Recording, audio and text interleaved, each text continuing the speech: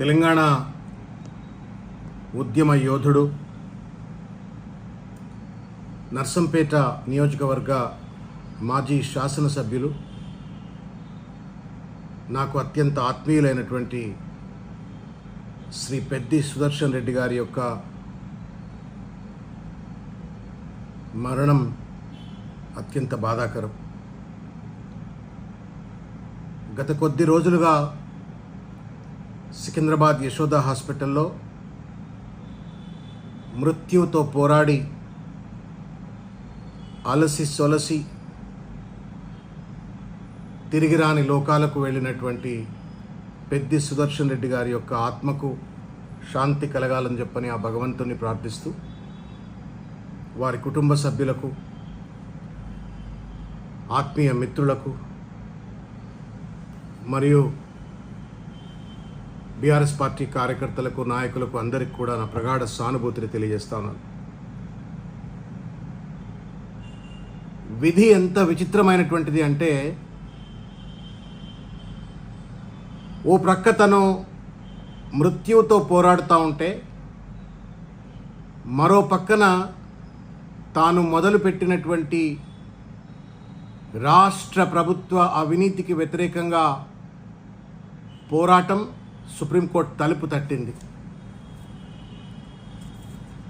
Gurukul విద్యాలయాల్లో bunker బెడ్ల పేరు మీద 100 కోట్ల రూపాయల కుంభకోణం జరుగుతుంటే ప్రజా పోరాటం చేసి, న్యాయ పోరాటం స్థానిక హైకోర్టులో చేసి, చివరికి సుప్రీంకోర్టు తలుపు తట్టినటువంటి ఒక నీతి, నిజాయితీ, నికార్స్ అయినటువంటి ఒక పోరాట పటిమ కలిగినటువంటి నాయకుడు పెద్ది సుదర్శన్ రెడ్డి గారు.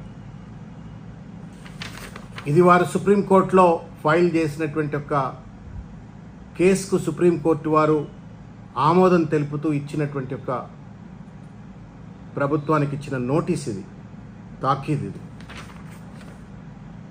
SLP number 24755/2026.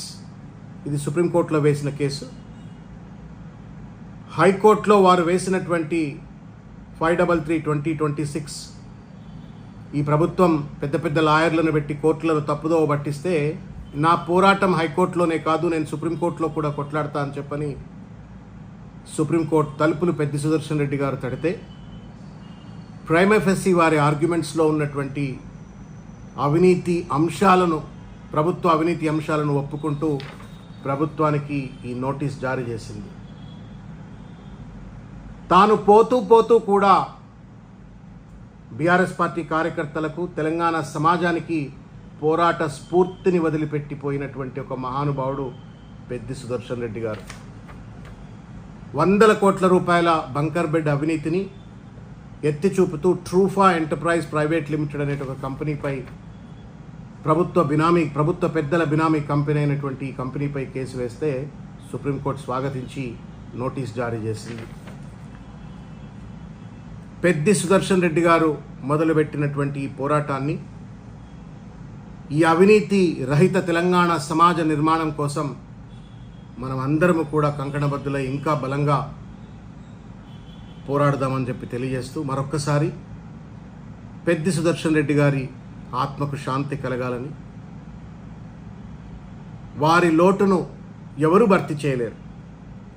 ముఖ్యంగా బీఆర్ఎస్ పార్టీకి, వారి వ్యక్తిగత కుటుంబ సభ్యులకు ఈ కష్టకాలంలో వారికి భగవంతుడు అండగా ఉండాలని, అన్ని రకాల ధైర్యం కలగజేయాలని చెప్పని కోరుకుంటూ, జోహార్లు పెద్ది సుదర్శన్ రెడ్డి.